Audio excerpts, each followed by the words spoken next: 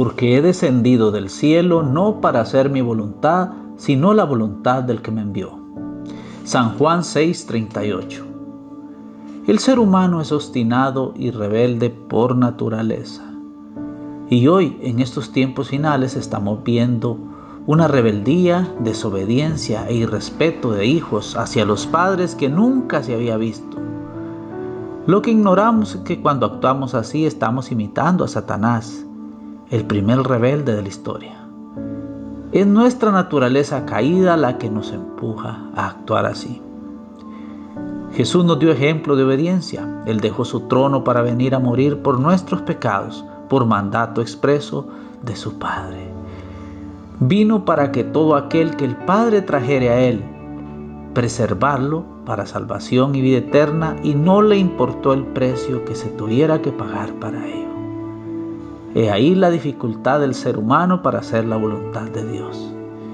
El hombre vive para agradarse a sí mismo. Ni siquiera es capaz de honrar a sus padres terrenales haciendo lo que a ellos les agrada, mucho menos que van a hacer lo que a Dios le agrada. Hay hijos, contados por cierto, que muchas veces renuncian a casarse, a tener una familia, una carrera, por cuidar a sus padres. No los puedo abandonar porque están enfermos, están de edad avanzada, me necesitan, dicen algunos. Para hacer la voluntad de Dios tenemos que renunciar a nuestra voluntad humana y carnal. Tenemos que renunciar a los placeres de este mundo. Tenemos que apartarnos del pecado. No tenemos que escoger. Dios nos provee las personas y las cosas adecuadas a nuestra vida nueva. No decidimos nosotros, ponemos nuestros planes y decisiones bajo el escrutinio del Espíritu Santo. Hay muchas veces que Dios lleva al hombre por caminos que nunca se imaginó, pues hacer la voluntad de Dios la mayoría de veces va en contra de mis planes humanos. Nadie puede hacer la voluntad de Dios si no ha sido capaz de negarse a sí mismo, pues mientras estén vivos mis deseos carnales, estos me pondrán en caminos opuestos a la voluntad de Dios. Ninguna persona que quiera quedar bien con todo el mundo podrá hacer la voluntad de Dios, pues seguir a Jesús y hacer la voluntad de Dios nos lleva a ser radicales en nuestra manera de vivir. Hacer la voluntad de Dios significa renunciar a lo que me agrada a mí para hacer lo que le agrada a Dios. Jesús en el huerto de Getsemaní sufrió la agonía previa a su crucifixión. Suplicó a su Padre si había otra forma de satisfacer su justicia, pero dijo: "Oh Padre, no se haga mi voluntad, sino la tuya".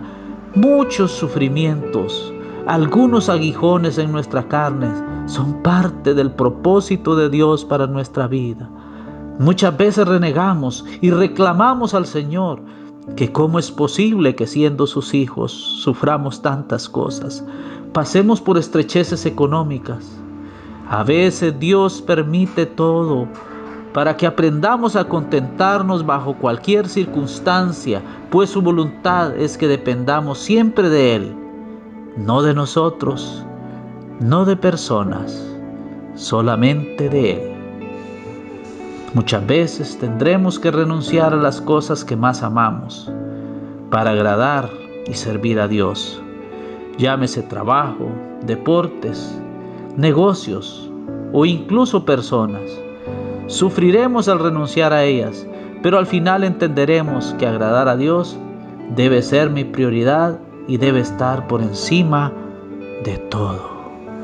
Amigo, usted que vive bien según usted, que no está dispuesto a renunciar a nada, ni a hacer lo que la voluntad de Dios manda en su palabra, eso es vivir según la carne. Y Romanos 8:8 dice que los que viven según la carne no pueden agradar a Dios. Hermano, usted que dice ser cristiano, pero no vive de acuerdo a la voluntad de Dios, Mateo 7:21 dice: "No todo el que me dice Señor, Señor, entrará en el reino de los cielos, sino el que hace la voluntad de mi Padre que está en los cielos".